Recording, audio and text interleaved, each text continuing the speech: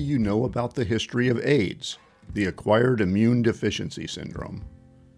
If you're like most people, you know that it emerged as a public health threat in the 1980s, that it struck down millions of people worldwide, including thousands of young gay men in the United States and other developed nations. You may know that the LGBTQ community and its allies mobilized to combat this relentless killer. Today it's the stuff of legend, the story of an oppressed community fighting for its very existence in the face of social stigma, media disinformation, and government indifference.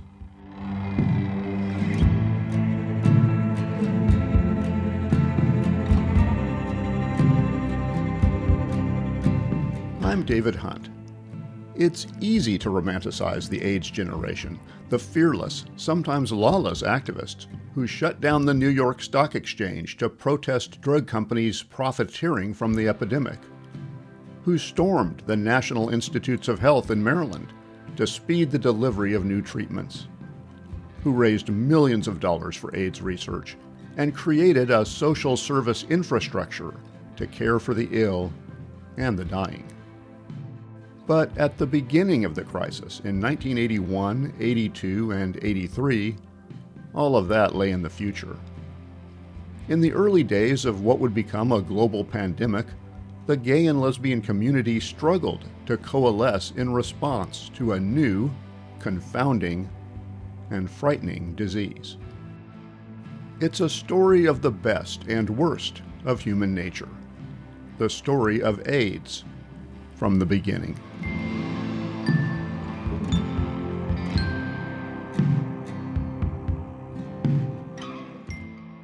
When I asked my doctor what my mortality would be,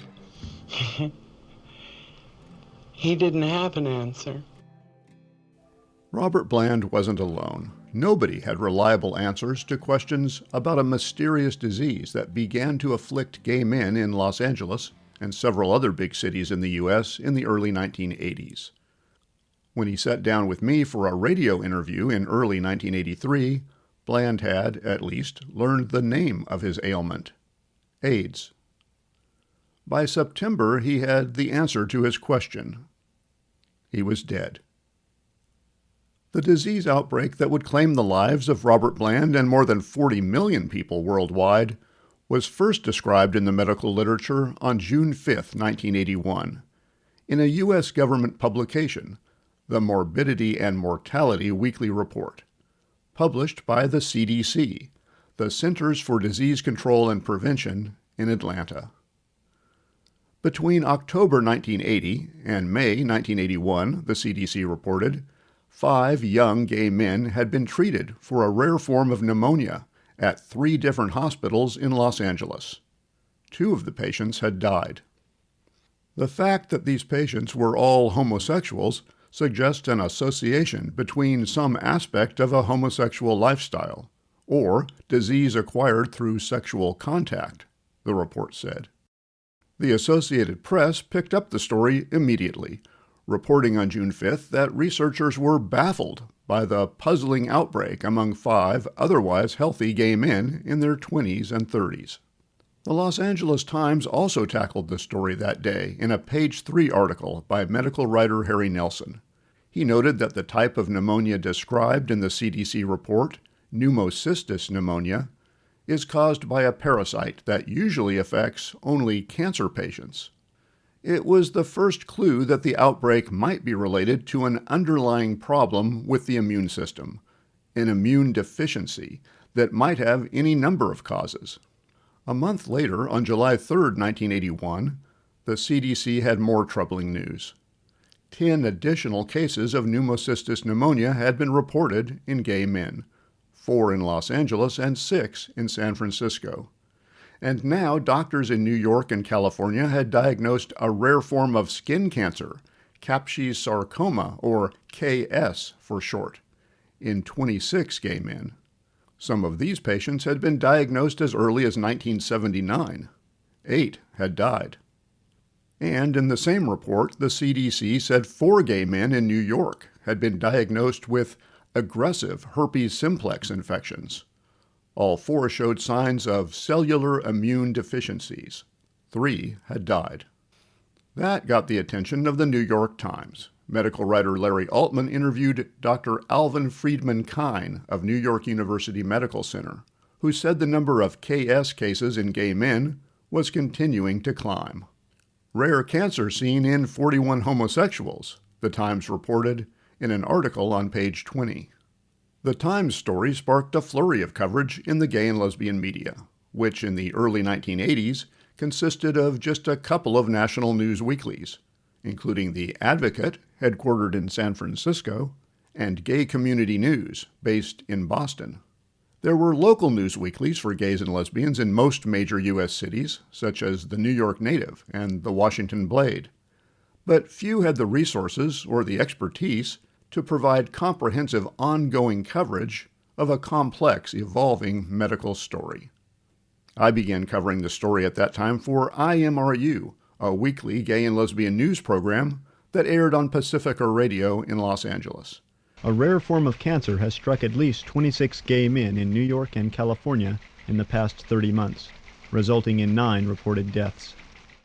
And I contributed regular news reports to Intergay, a global LGBTQ radio program produced at Pacifica Radio in New York. Ironically, the Times quickly backed off the story after its initial coverage. America's newspaper of record would not print another word about the disease outbreak for 5 months, until December 10, 1981, when it published a wire service story on new research findings, research that linked the strange infections in 19 gay men to a weakening of their immune systems. The Times and several other U.S. dailies would later acknowledge their failure to adequately cover the early years of the epidemic. By year's end, 337 cases of what was then described as gay cancer and gay pneumonia had been reported. 130 patients, nearly 40%, had died.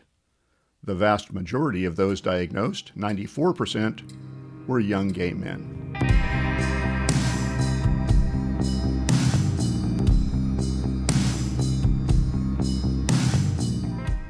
And so it would continue into 1982, with the number of new cases increasing by 5 or 6 a week, while the national media seemed largely unconcerned, and the Reagan administration remained silent on the topic.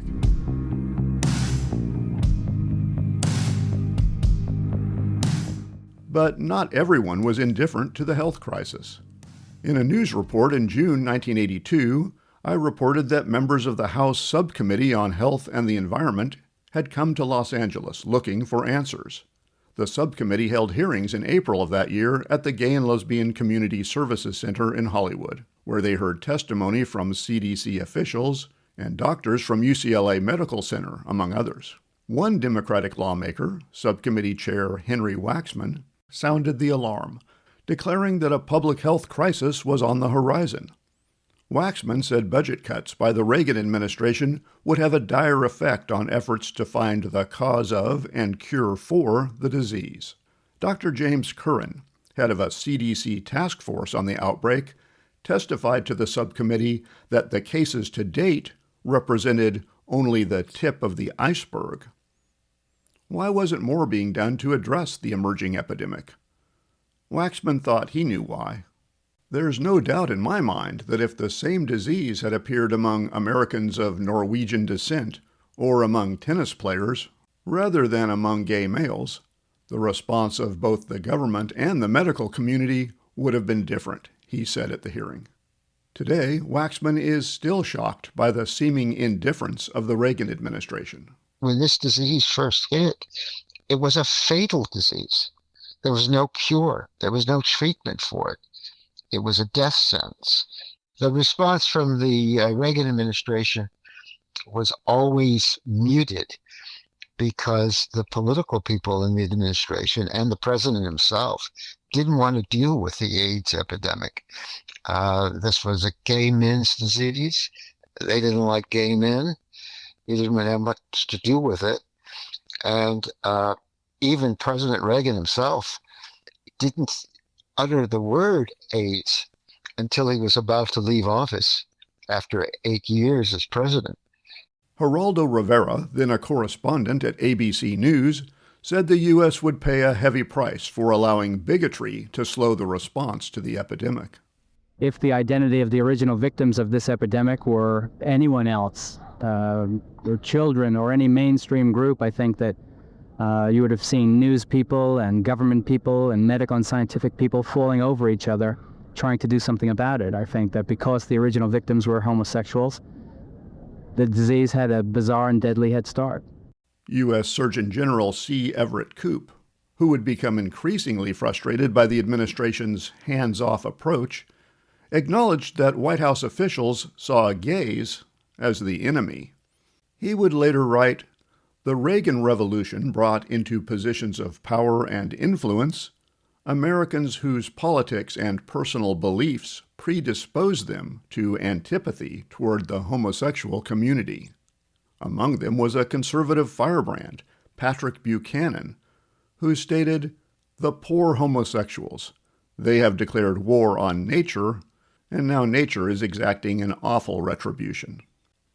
In the middle of 1982, the CDC settled on a formal name for the disease, dubbing it AIDS, the Acquired Immune Deficiency Syndrome.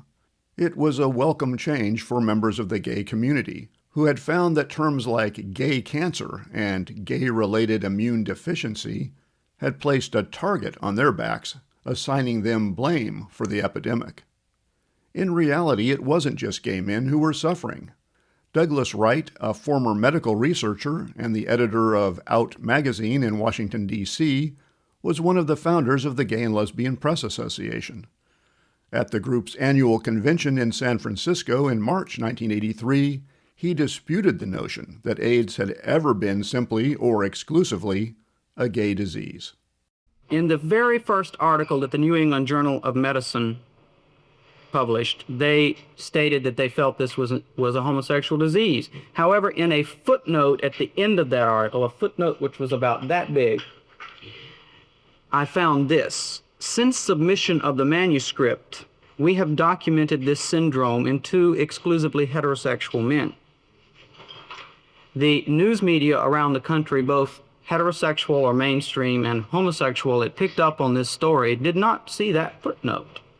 And as a consequence, we had headlines like this in the San Francisco Examiner on June the 11th, 1982, 'Homosexual male cancer spreading to heterosexuals.' That is one of the most devastating and dangerous political weapons which people like the moral majority in this country have been handed on a platter." Media coverage of AIDS took a sharp turn in the summer of 1982, when doctors diagnosed cases in 3 children with hemophilia, a blood disorder that requires the regular injection of a blood clotting protein called factor VIII, a product then made by pooling plasma from thousands of donors. At the same time, researchers began reporting cases among Haitian immigrants to the United States, and among people, straight and gay, who injected recreational drugs such as heroin. Instead of ignoring AIDS, the media began sensationalizing the disease. "Gay plague hits America," one headline announced. "Infant may have gay plague," said another. "We couldn't get the press interested at first," said Walter Dowdle, the CDC's deputy director. "Then, when the press finally did pick up on it, it was sort of a blood, sex, and politics approach." The media coverage generated more heat than light. Reporters began playing up various theories about the cause of the disease. Maybe the immune system could be overloaded to the point of failure by repeated bouts of venereal disease, or by some aspect of the fast-lane lifestyle popular among urban gay men. Maybe the disease was triggered by the inhalants some gay men used to enhance sexual pleasure. Perhaps a usually benign virus found in more than 90% of gay men had mutated and become lethal. Curran, head of the CDC task force, told reporters he suspected AIDS was caused by an infectious agent, probably a virus, and very likely could be spread through sexual activity. But some newspapers were reporting the opposite. The Berkeley Gazette, for example, told readers there's no confirmed evidence gay men's disease is passed sexually, according to doctors. It does not follow the geometric progression of gonorrhea. The gay media, in particular, was slow to report the latest and most accurate information about the disease. In April 1982, the Seattle Gay News was still reporting that just 26 cases of KS had been diagnosed, and that the cancer was generally not very aggressive. When I interviewed random men in West Hollywood for Pacifica Radio, it became clear that accurate information about the disease wasn't cutting through the misinformation. What do I think causes it? There was some theories that said it had something to do with the actual male hormones. That actual male hormones, will depress the immunity system. Have you read up much about it? A little. Do you have any idea what causes it? I think in part poor hygiene. Have you heard about AIDS? Yes, I certainly have. And are you worried about it? Well, I'm concerned as to why we of the gay community are creating AIDS at this particular time, because I feel that nothing happens in life unless there is a reason. So the question is, why are we doing this to ourselves? In a year-end news roundup, I noted that no story had been as widely reported or as little understood as the epidemic of unexplained ailments affecting hundreds of gay men. The advantage of covering AIDS for Pacifica Radio was that the Progressive Network was one of the few media organizations welcoming queer perspectives, and had done so since the 1950s. As a broadcast medium, radio gave me the opportunity to present the voices and experiences of some of the first gay men diagnosed with the disease, men who bravely and honestly recounted the struggles of living with what was then likely a fatal illness. In the early years of the epidemic, especially, the mainstream media focused on the pronouncements of public health officials, medical researchers, and political leaders. People with AIDS, people like Robert Bland, were seldom given space to tell their stories. Thanks to KPFK's 110,000-watt transmitter atop Mount Wilson, northeast of Pasadena, California, my conversation with Bland reached thousands across Southern California. Robert Bland edits the newsletter of the Lesbian and Gay Rights chapter of the ACLU. He was diagnosed with AIDS in February. Robert has been undergoing chemotherapy at UCLA to combat the rare skin cancer which often accompanies AIDS. He has also temporarily developed a tremor in his right hand, seriously impairing his ability to write. Part of his treatment included a spinal tap. The only thing that I don't recommend about spinal taps is that you don't try to get up for the next 4 or 5 days. I was told that I would have a headache, a spinal headache it's called, for about a day or so, and that all I'd have to do is take some Bufferin to get rid of it. That was maybe an understatement? Quite an underestimation of the length of time it takes for the spinal headache to go away. It took almost a complete week, during which time all you can do is lie flat on your back. This is more depressing than anything, to have to lie still, and in case you get a headache, you should lie with your head lower than the rest of your body to fill your brain up with the cerebrospinal fluid. I don't expect to have this disease too much longer. I expect the capaces to be gone completely. And I have great confidence in medical science, especially as I've seen it at UCLA, that cures for cancer will be discovered. Maybe this is a fool's confidence that's necessary for optimism. But when I look at the statistics, there's still a good edge of the people who've had AIDS or capacities who haven't died. And as a healthy AIDS patient, I still think that I'm on that edge. What kind of support are you getting from your friends? I haven't told the people at ACLU, except for a few whom I have to work with very closely.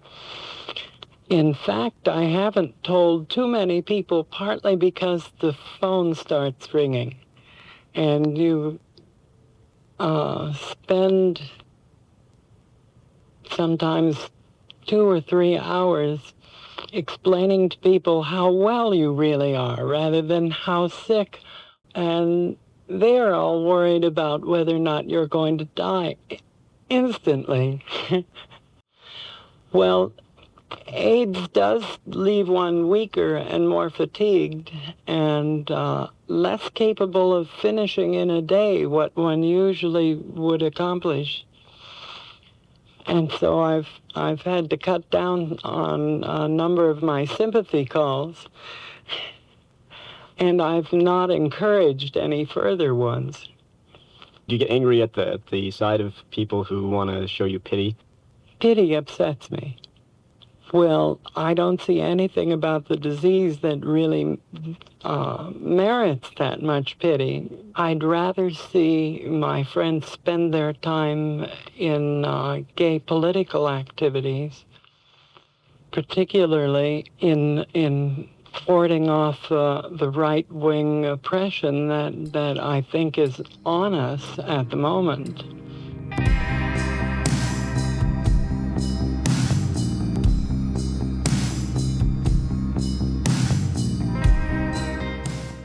Across the country, in New York City, B.D. Colin, a science writer for Newsday, who would later win a Pulitzer Prize for reporting on bioethics issues, did what only a handful of reporters were willing or able to do. He jumped on the story, determined to report accurately and fairly about this medical mystery. Now retired, Colin talked with me recently by phone from his home in Canada. When I saw the first report of what is this, and at that point it was, what is this? I think, what was it, five gay men in LA. And I wrote about it. I mean, it was not a major story, but wrote about it, and then started paying attention to what the CDC was publishing. And by the fall of 82, or summer, fall, I got turned loose to really take a look at what this was all about. It just struck me as a good story. I mean, how important it was or wasn't going to end up being was still at that point up in the air. But for anybody paying attention, something fairly scary was happening. And, you know, my assumption is that it was being ignored because it was in minority communities or ignored communities. In September 1982, Colin wrote a 4-part series of articles on the epidemic for Newsday, explaining in exhaustive detail the workings of the human immune system, one of the least understood, most complex portions of the human body, he wrote, and illuminating the CDC's tireless efforts to make sense of a disease targeting a diverse range of high-risk groups. Although AIDS is still largely confined to subcultures of the American population, Colin reported, public health experts glumly acknowledge that any new disease will inevitably spread to all segments of a community. So what does all of this add up to, he asked? An epidemic of a usually fatal disease that the most optimistic investigators think will take an absolute minimum of another year to understand, and that many others think will not be controlled for 10 to 20 years. It was a brutal assessment, essentially a death sentence for people with AIDS. Researchers believe victims have less than a 10% chance of surviving 5 years, Colin wrote. That wasn't the only bad news in the series. The 4th article, published on September 15, 1982, was headlined, "A Potential Threat to the U.S. Blood Supply." Although 3 cases of AIDS had been found in children with hemophilia, Colin reported, top health officials in Washington desperately hoped that these 3 cases were statistically meaningless aberrations. But there were troubling signs. Colin noted that 20% of AIDS cases had occurred among HIV drug users who may have shared hypodermic needles. That raises the possibility of disease transmission by exposure to infected blood, he wrote. If AIDS is caused by a virus and can be carried by blood, it's probably only a matter of time before it infects blood supplies. A few months later, on January 4, 1983, Colin covered a public meeting at CDC headquarters in Atlanta, where health officials pressured representatives of blood plasma companies and blood banks to take measures to protect the blood supply by screening out donors who were at risk for AIDS and by testing donated blood for hepatitis B. There was no test for an AIDS virus, but officials reasoned that blood contaminated with one common blood-borne virus had a chance of being contaminated with whatever caused AIDS. It turned out to be a contentious meeting. Curran sort of pounded the table and just did not want to hear it from the blood industry that this was not a blood-borne infection.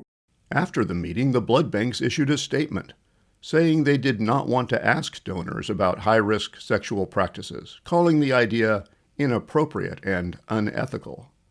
They emphasized that the possibility of blood-borne transmission was still unproven. That was true, strictly speaking, but there may have been other reasons for their reluctance to confront the issue. For one thing, gay and bisexual men were a reliable source of donated blood, accounting for about 25% of donors. And neither blood banks nor plasma companies were in any danger of being sued for causing harm or even death. So-called blood shield laws passed in the 1950s and 1960s exempted blood products from liability. Curran had good reason to pound the table. By the end of 1987, the CDC would estimate that of the 15,000 people then living with hemophilia in the United States, 9,465, nearly two-thirds, were infected with the AIDS virus. An estimated 12,000 people who had received transfusions in the early years of the epidemic were also infected. Thousands had died.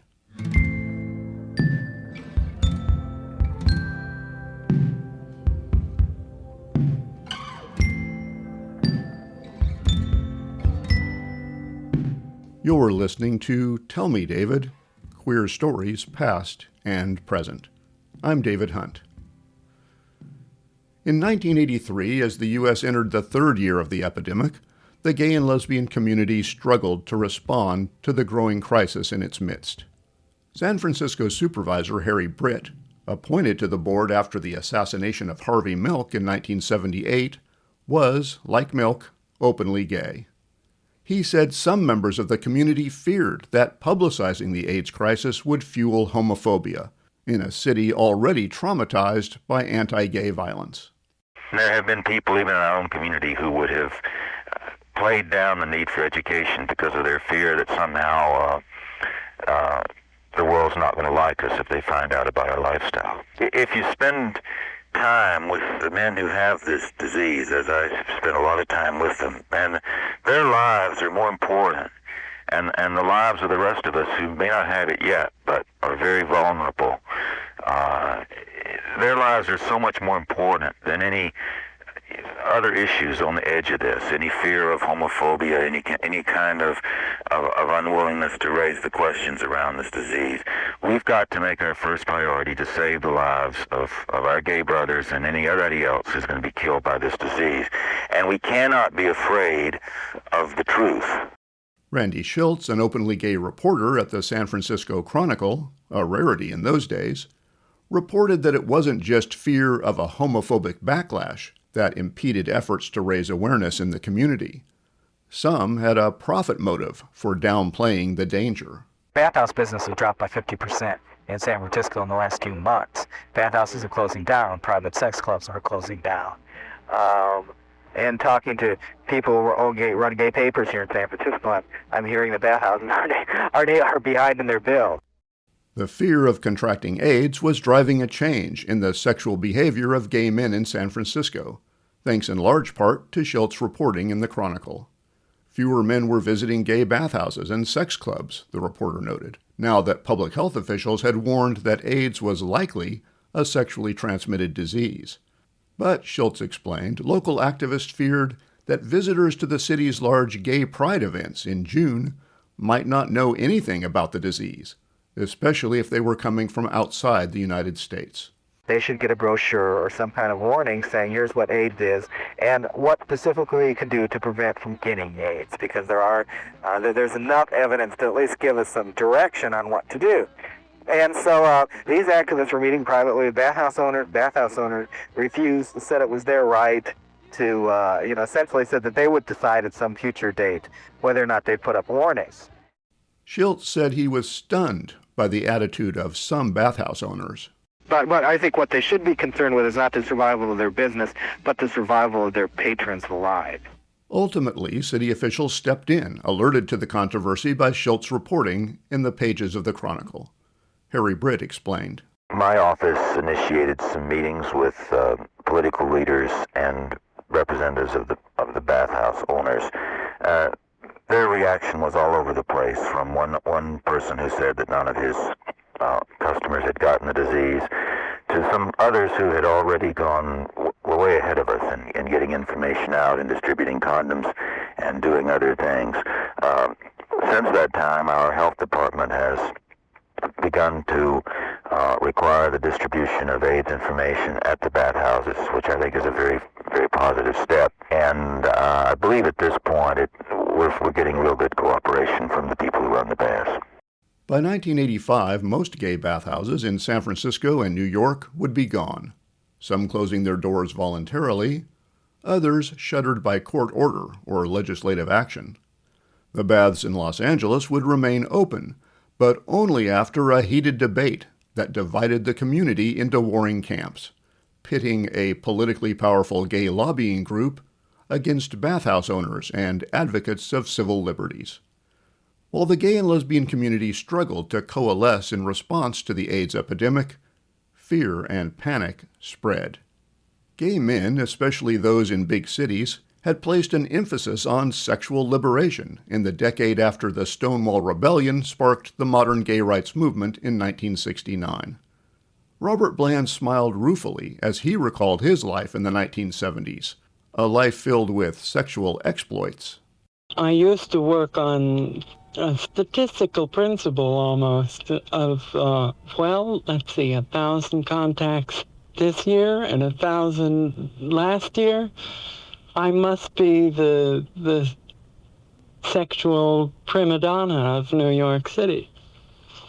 And I was quite well known in the streets and in the baths all over the city. Mental health professionals now worried that AIDS was striking at the very core of queer identity. I reported on the issue in the spring of 1983. Every single gay male I know feels guilty. Laud Humphreys is an author, sociologist, and psychologist practicing in West Hollywood. He talked about the guilt and panic sweeping the gay community at last month's meeting of the Lesbian and Gay Rights Chapter of the American Civil Liberties Union. What we do under the pressure of this guilt that the homophobic society has instilled in us is that we activate our internalized homophobia. Internalized homophobia is an illness, is a condition that we acquire because we live in a society that condemns us because we are gay. That's where we get into our little scraps and fights with one another. That's why it's very difficult to keep gay organizations going. That's why we are always scrambling over each other for the little bit of power that the society lets us have. We put each other down. We feel sorry for ourselves. We become alcoholic. We avoid intimacy. And perhaps we even withdraw from social contact. And we do that because we internalize the hatred that the society around us lays upon us. When our guilt is particularly heavy, when we even begin to think we may have participated in the creation of a new disease and in the furtherance of that disease and perhaps in bringing that disease upon ourselves or our loved ones, then what tends to happen as a primary consequence is the activation of that internalized homophobia that we all have. I got reports the other day that I believe, I think they came from a reliable source, of a psychiatrist in another city who is instructing his clients to avoid all sex except masturbation across the room from one another, to avoid gay restaurants and gay gathering places, to avoid contact with gay people, to try and increase heterosexual contacts because they're safer. That psychotherapist giving that advice is gay. But Anita Bryant could not have put his advice better. If we withdraw from one another and excoriate one another because of our guilt and our fear, we'll only add joy to the heart of every right-wing, Bible-thumping homophobe in America. The greatest health danger facing the gay community is not AIDS. The greatest health danger facing the gay community is and always has been the closet. Not all professional advice was as helpful. At the same meeting, a physician told the audience that an individual's chance of contracting the disease was slight from a statistical standpoint. In March 1983, I traveled to San Francisco to attend the Gay and Lesbian Press Association convention. There I recorded a panel featuring Bobby Campbell, an AIDS activist who wrote a regular column called Gay Cancer Journal for the San Francisco Sentinel. Campbell, the 16th person diagnosed with AIDS in the city, hoped to demystify the disease and put a human face on the epidemic. He wore a button that proclaimed, "I will survive." I'm a nurse and a graduate student at the University of California at San Francisco. I'm earning a master's degree as a nurse practitioner with a focus in the healthcare of gay men. So that when I heard about these AIDS diseases, it was right up my alley. Unfortunately, I was in the alley at the time when the truck came through. I had shingles, herpes zoster, in February of 1981, which is very unusual for a man who at that time was 29. I was hospitalized and put on steroid. Then in September, I noticed these spots on my feet that looked like blood blisters, and they didn't go, and I'd just been hiking, so I didn't pay any attention to them. But a few weeks later, they were still there. The KS story was raging in the Chronicle and the Examiner, and so I went in to have a biopsy with Mark Conant, and in fact the results came back that I did have capsular sarcoma, so I was plunged into this whole story that has led me to be here today. My reaction to that was, I was stricken. I mean, it was a horrible experience to hear that I had cancer, that I had this disease that was potentially fatal, and at the same time I felt okay physically, and I still do. I feel great. Campbell asked the assembled journalists to remember the real people behind the headlines. I think for me, the biggest problem that I face is depression. I mean, this is really a downer. I have to deal with this syndrome to pick up the BAR or our paper or anything that I pick up will have something on AIDS, every issue. This has become the topic of 1982, 1983. And I think that it's important for us to realize that there is a human component to this ailment. It is not simply a headline. It is not simply something that sells advertising space. There are people that are suffering. And I know that there are some horror stories about people with AIDS who have been disenfranchised of their basic rights. Their roommates have kicked them out. They've been served on paper plates. That bar tenders refuse to serve them drinks. That their lovers have kicked them out. But their families have disowned them is horrifying. Underscoring how divisive the AIDS issue was at that time, two women who attended the Press Association convention stood up and objected that the organization had devoted 90 minutes to the panel on AIDS featuring Campbell, but just 60 minutes to a panel on women's issues. On the other hand, lesbian activist Ivy Bettini, one of the founders of the New York chapter of NOW, the National Organization for Women, was one of the first activists, gay or lesbian, to demand that the U.S. government increase AIDS research funding. And she was one of the first to push back on the idea that gays were responsible for the epidemic. This is not a gay disease. It is not a gay disease.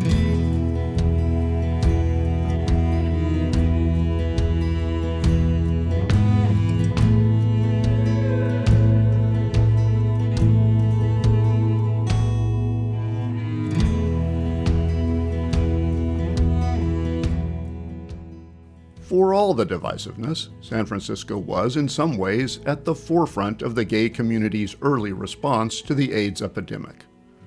Colin Clues, a young gay man from the East Midlands region of England, visited San Francisco in the summer of 1983. It was, he now says, a revelation. I'd gone from Sleepy Hollow to the center of the hurricane. It was extraordinary, but I mean, obviously, but extraordinary in lots of ways, not least about the way the community was organizing. Clues attended an educational workshop about AIDS hosted by Bobby Campbell and picked up a flyer titled, "Can We Talk?" that explained how gay men could reduce their risk of contracting the disease. The leaflet started off by saying, we've got a really serious problem here, guys, and we need to change things.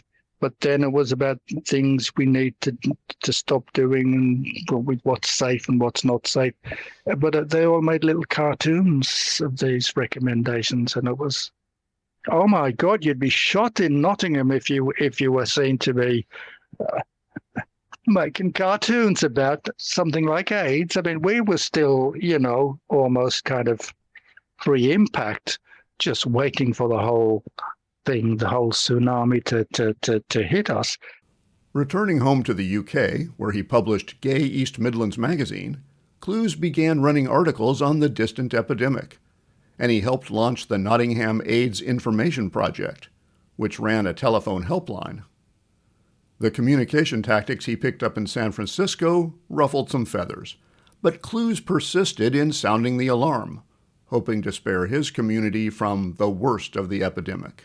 Oh, I was accused of scaremongering by somebody who was regarded as a major figure in the community. I was very surprised that he said that to me.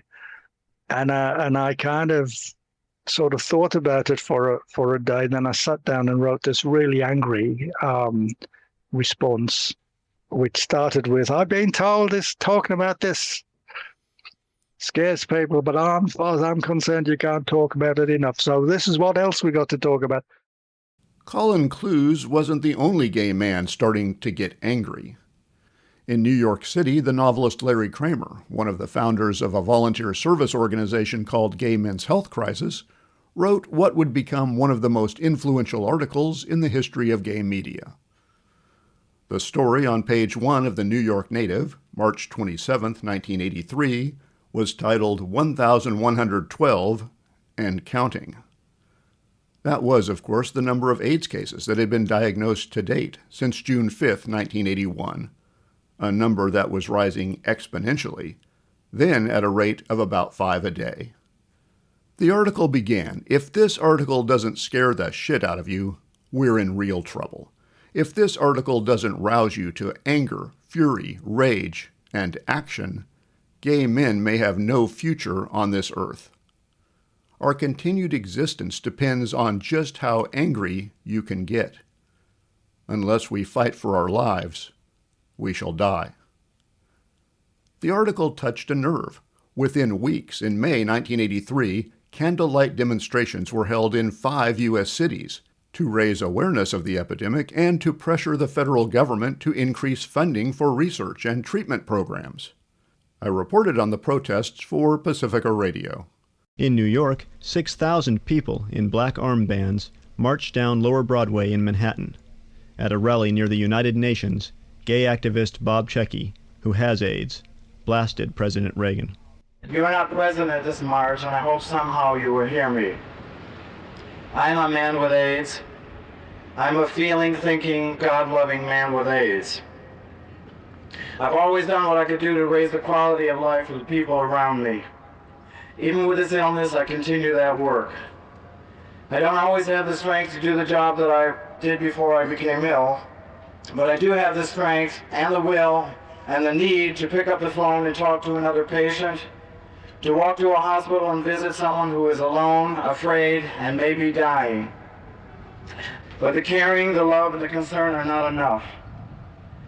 Many of the people we took care of are dead. Many of the people we are taking care of now are dying. This saddens me, Mr. President, because all the love in the universe has not stopped the dying and will not bring back the dead. There is pain in my body, but I can live with this. There is pain in my heart, and that is what is so unbearable. Love helps fill the lonely hours, and love helps mend the heart, but love cannot fill the stomach, and love cannot mend the bodies. Only money can do that. The very same money over which you have influence.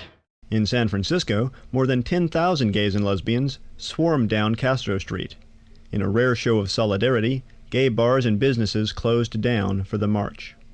And here in Los Angeles, 5,000 demonstrators rallied at the Westwood Federal Building. It's very frightening to think. More often than not, I've read that the average lifespan is 2 years after diagnosis. And I hate to think I'll lose my brother at 24. One of the organizers, Matt Redman, made the opening remarks to the crowd. When we began plans for this march 6 weeks ago, the response from Washington to the AIDS crisis had been deplorable. The Federal Centers for Disease Control, which is responsible for surveillance and epidemiological research, claimed that the amount of money which they spent last year would suffice for this year as well. But the CDC itself predicted that there would be over 2,000 cases of AIDS this year. How can they possibly service that number of cases with the same dollar amount? It has been administration policy all along to do as little as possible, as evidenced by NIH and CDC response to date. We ask, in the names of those afflicted, those who have died, those who mourn, and those who are threatened, for a crash AIDS program which would combine the nation's finest minds and provide whatever funds are necessary to support their efforts. And we pledge to continue our efforts until we have the answers which we seek and can go on about the business of living. The man responsible for the rally, Daniel Warner, made an impassioned call for action. Tonight, we are marching, as are others across America, and we shouldn't have to be. Tonight, we are pleading for our lives and the future lives of Americans, and we should not have to be. Bill Bader spoke of the pain of having AIDS and told of his optimism for the future. I was diagnosed with AIDS last December. First of all, I'd like to say thanks for any of you in the audience who might be thinking, gee, he looks pretty good for having AIDS. But what I really wanted to say in coming here tonight is a thank you on behalf of all the patients in the country, everywhere, who have AIDS. The worst part of having this disease, for myself, and I think this is true for most other AIDS patients, is not the physical hassles. They're bad. But the worst part is the sense of isolation and the incredible loneliness and the times of indescribable hopelessness in combating this disease.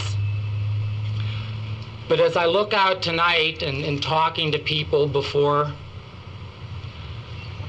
all I felt was a sense of faith and hope and a lot of love coming from all you people.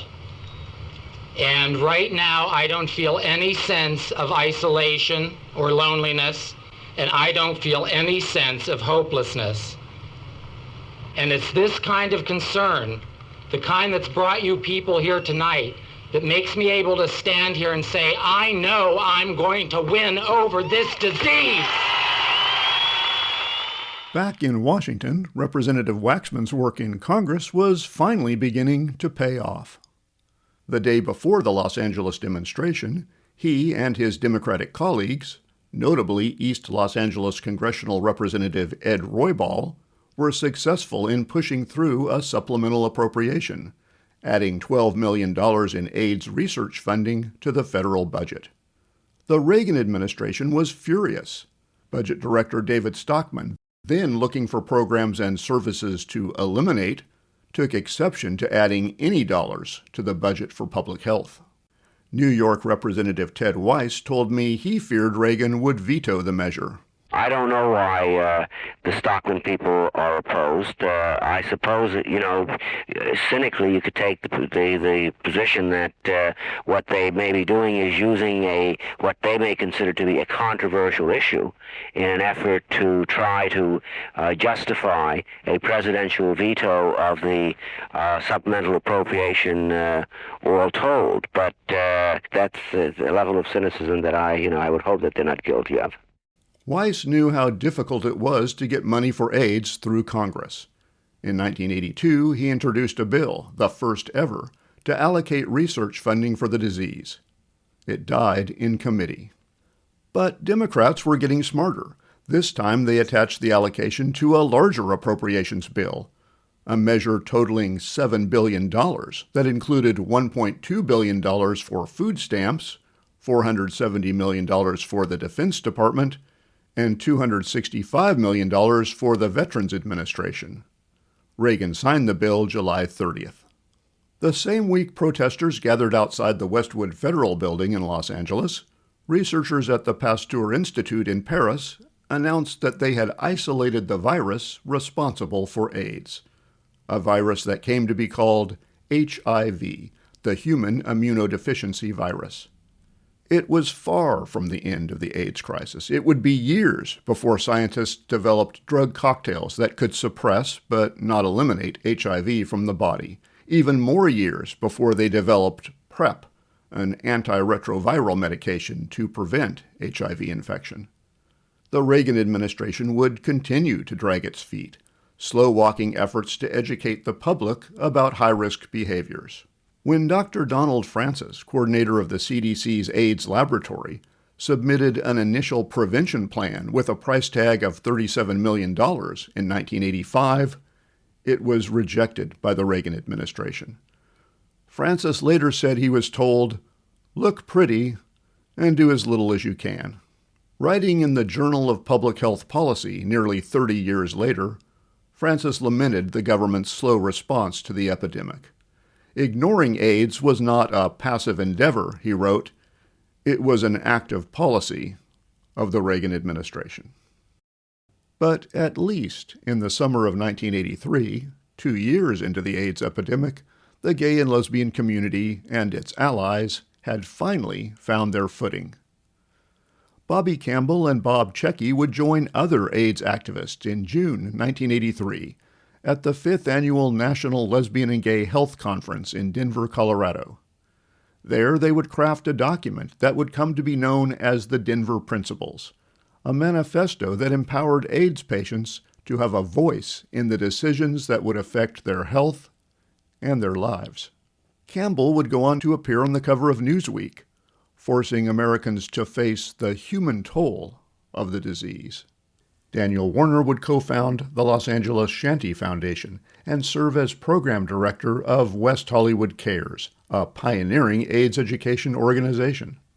Larry Kramer would co-found ACT UP, a national grassroots organization that used civil disobedience and direct action to bring visibility to the plight of people with AIDS.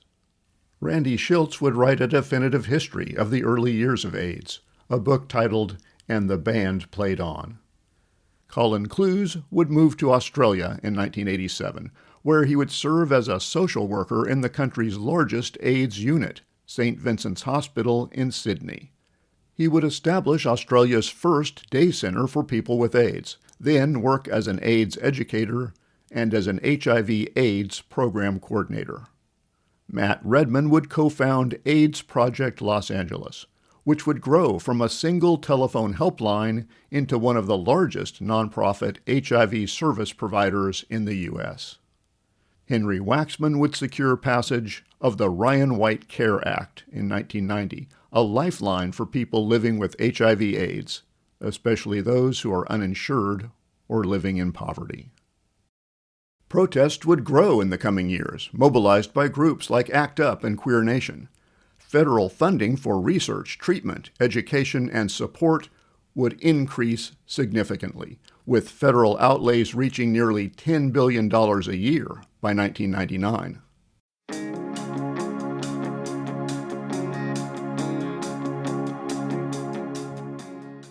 Gays and lesbians, who would lose so many friends and lovers, tens of thousands, in the coming years, would not lose everything. Millions would survive and thrive. They would come out of the closet and live their lives openly and proudly, gaining a greater measure of social acceptance and even some legal protections. If there's a lesson to be learned from the early years of the AIDS epidemic, it's that individuals can and do make a difference. In the midst of panic, fear, political infighting, and denial, some people did what they could, where they could, to raise awareness, to raise money, to raise hell. Bobby Campbell, Robert Bland, Bob Checky, Bill Bader, Matt Redman, Douglas Wright, Randy Schultz, Harry Britt, Daniel Warner, Colin Clues, Ivy Bettini, Laud Humphreys, James Curran, B.D. Colin, Ted Weiss, Henry Waxman, Larry Kramer, and thousands of others whose names we should, but probably never will know. They were there at the beginning. In the end, they helped change the world.